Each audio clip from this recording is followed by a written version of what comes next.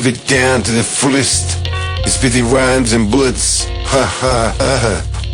You know what that is? Ben adım Tupac Shakur, ben turkmen. İşimde rap yazıyorum, nerede kummen.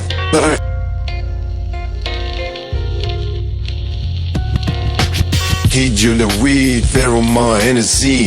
Kubarola onda akam the enemy. Pushlar on a team.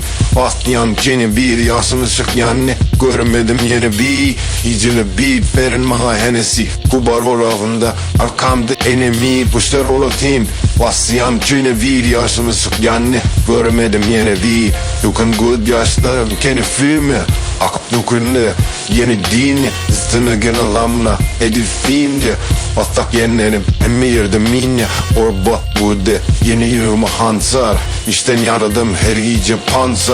O timle seleste tülep yada. Nenet yıktop et ya. Basmi yeri abat. Yavustım tüsteme. Şişe whisky. Gittim eve anladı almadım riski. Otursa boronla içmedim bisti. Triyene bir pek kaldırdım sağla dürüstiydi. Akar yanımızdan havada horse kan.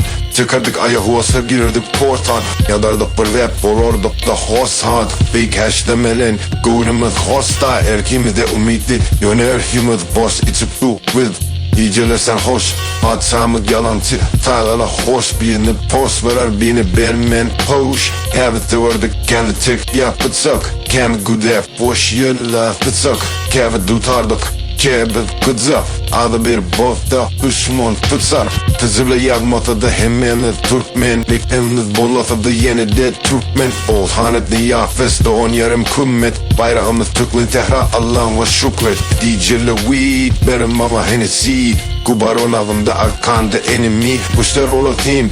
Bastian Jenny bir yaşını sık yani. Görmedim yeni bir. Itır karvadım elin güleni savamlar. Bırtsan yansın akıdan durgun darzanar. Devrimde et ya bir direk fontanap. Nemrut bozonda ölürsün mankalap. Yo, put it down to the fullest. Spitting rhymes and bullets. Ha ha ha.